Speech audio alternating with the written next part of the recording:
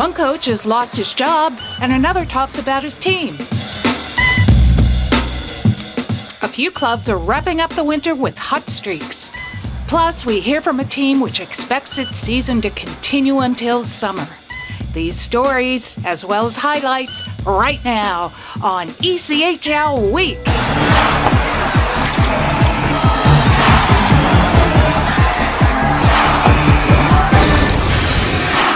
Hi, welcome to another edition of ECHL Week. I'm Barry Schickling, and we're very glad to have you with us. We start today's show reporting on a rarity, a mid-season coaching change in the ECHL. 1 year after leading South Carolina to the Kelly Cup Finals, Ryan Blair has been dismissed as head coach and director of hockey operations for the team. Brenton Kotick, who had been the team's assistant coach, will take over on an interim basis for the rest of the season. It's been a very challenging season and is time for a change, said longtime team president Rob Concannon. The Stingrays have been at or near the bottom of the South Division standings for the last several months and are very likely to miss the playoffs for the first time in 15 seasons and just the second time in their history, which dates to 1993. A one-win in 14-game slide through most of December and early January was costly. The team's record since December 5th is 9-24-4. Kotick spent 3 years playing as a pro, most of that in the ECHL with Greenville and Toledo. He joined the Rays coaching staff prior to last season. The Stingrays have hired Ryan Bourque as interim assistant coach to support Kotick. Since retiring as a player, Bourque has been involved in player and skill development in Massachusetts. The Newfoundland Growlers are in their third season in the ECHL, and everyone has been good so far, including this one. Let's hear from some of the team members about the way the 21-22 season has progressed. You know, we went through, I think it was like 61 days where we were extremely short. You know, we had COVID, we had a lot of call-ups, and then we had injuries, and it just seemed like everything was compounding. Everything that could go wrong was going wrong for us. And as a staff, and what we were telling the team was, this is the best thing for us. We want to have this adversity. You know, we don't want it to be too easy, and you don't want to just fly through the regular season and then you get into the playoffs and now all of a sudden you're in a dogfight and you haven't been in one before. We get given every opportunity in this organization to succeed, and when you get given that opportunity, you have to take advantage of it. It feels great to win. Obviously, I think we have high expectations for ourselves. It starts with the coaches, and then from the back end, our goaltending's been great, D's been great, and then we have a really good group of forwards, so it's been fun, and hopefully we can keep the train rolling. Obviously, we still have a ways to go, and I think the good part about our team is we've had success, but we still feel like we have another level that we can get to, so now it's just taking these last couple months to fine-tune your game and bring it to the next level, so when you do go into playoffs, you're getting everybody's top game, and we want to be at the top of our game as well. It was fairly evident early that we had a fairly high-skilled team that is extremely fast, and which is more beneficial for the style that I like to play. It was one of those, you look at the assets that we have, and we can play the style of, you know, a little bit higher risk that we like to play with, a little bit of, you know, pressing and high pressure. We didn't play any exhibition games, so, you know, we started the season, game one was our first game, and, you know, you're just rolling with it and seeing what you got as the days go on, and really, really happy with the team that we have. It's been a few good weeks for 3 teams. Details straight ahead on ECHL Week.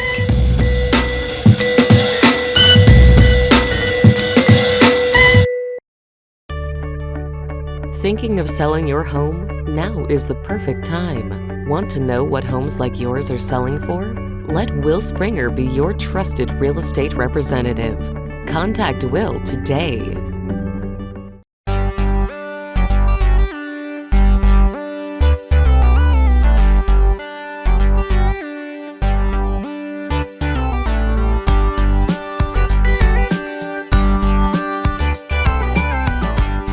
We start off our news block today looking at 3 teams which are really rolling along. Over the last several weeks, 3 teams have gone to the head of the class, at least in terms of winning streaks. Heading into this weekend, Atlanta has won 9 straight games. Not only does that tie Jacksonville for the longest winning streak in the ECHL this season, it's catapulted the Gladiators to the top spot in the South Division. Only one other time in their history have the Glads won 9 straight. That was during the 2005-06 season, when the team was known as the Gwinnett Gladiators. Another division leader is Reading, which won 7 in a row, with an overtime loss on both ends of that streak to make it 9 straight with at least a point.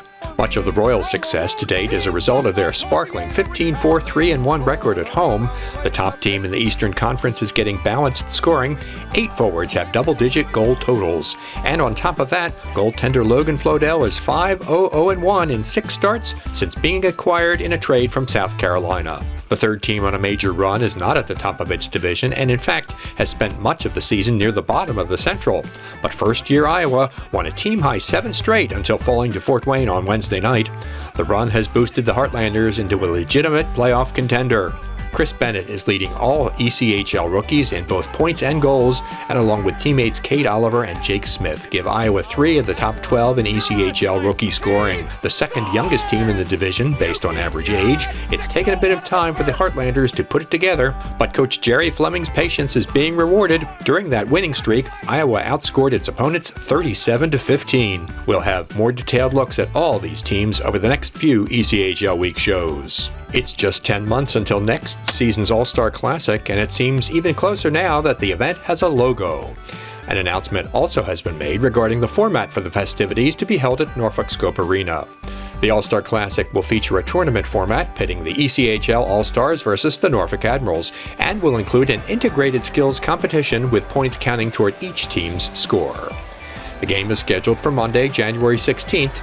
To be held in conjunction with the All-Star event will be the induction ceremony of the 15th class of the ECHL Hall of Fame and an All-Star Fan Fest. This will be the second time Norfolk has hosted the event. The second ever ECHL All-Star Game in 1994 was held in Norfolk, which joins Reading as the only cities to host the ECHL All-Star Classic twice. Hi, I'm Taylor Crunk of the Utah Grizzlies, and you're watching ECHL Week. Time for another chapter in our look at new coaches from around the ECHL, this one on a new team.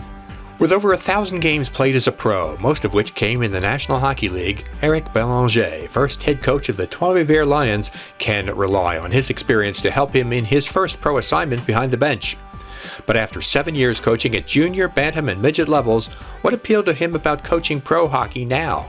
Well, first of all, I have 2 daughters. They were getting older, so it was easier for me to be able to move around again, to be able to travel. And I think the timing for me, because when I retired from the NHL, I moved to Florida. A separation, got divorced, so we came back to Canada for the kids. So as soon as I came back, I started coaching again, because I coached the Junior Panthers when I was living in Florida after my retirement. So. And then I started right away. I got opportunities, and then the opportunities presented itself in Trois-Riveres with the Lions. Called Marc-André, which was an old teammate of mine, and I showed him my interest, and here I am today. It's been 20 years since Belanger played minor pro. What are his impressions of the ECHL? The league is a lot better than I thought. The players are good. There's been some really crazy games. Some tough games when we went to Florida, Newfoundland. The first couple of games of the year were tough games for us because it's a team that won a couple of years ago, and you can see there's a bunch of players that play together for a couple of years. So there's a lot of good players. There's more structure in the games on different teams than I thought it was going to be, and I mean the product in general is a lot better than what I thought. With more than half a season under his belt, what's the most important aspect of the league that he's learned about and that he's worked toward teaching his players? It's a different world, but I really think if you can get through this and get comfortable with it, I always tell my players we got to become comfortable being uncomfortable. As a coach, it's the same thing. We're uncomfortable a lot, and you got to be able to roll through the punches, get up, find ways, and plug it away. Belanger has the mentality of trying to succeed no matter what, and that includes embracing the challenge of coaching at this level. There's some nights, like last night, it was a tough game. You go back, you look at tapes, you're like, okay, what do I start with? But it's the beauty of you wake up today, you're making a game plan, you have curve balls throwing left and right at you. it's how you can regroup, how can you stay focused and don't get caught up in getting negative with everything that's going on. We have to find solutions. We have to help the players to perform the best abilities they can, and hopefully the result will come.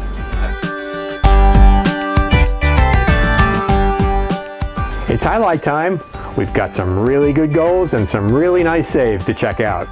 We start with Allen's Spencer Osachuk, getting some help from an Idaho defender, which turns his intended pass into a deflected into the net goal. And it went in. Osachuk with the goal with 4:32, the first power play goal of the game. Eagle eye is the term we'd use to describe this Matheson Acapelli shot, which helps Kalamazoo haul a lengthy losing skid with a win over Tulsa. Acapelli just snuck one from about 7 feet on the goal line and just put it top shelf, and the K-Wings are now leading 4-1. The Swamp Rabbits show some determination in earning this overtime game winner.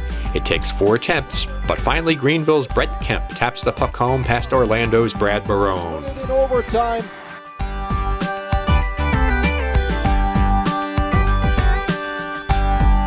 But here, Barone shuts the door, although he has to make a few saves to do it. This hard work led to a Solar Bears shutout victory in Jacksonville.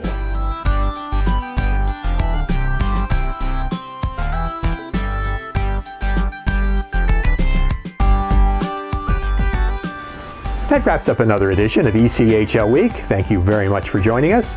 Make sure to follow us on all of our social media channels. They're the best way to keep up to date on everything that's going on throughout the ECHL all the time. We'll see you for our next show in 2 weeks. Take care. Admirals mascot Salty is especially pleased to see all his hockey fan friends in Norfolk after a COVID-forced year away from the rink. Guess he was happy to see Barry, too.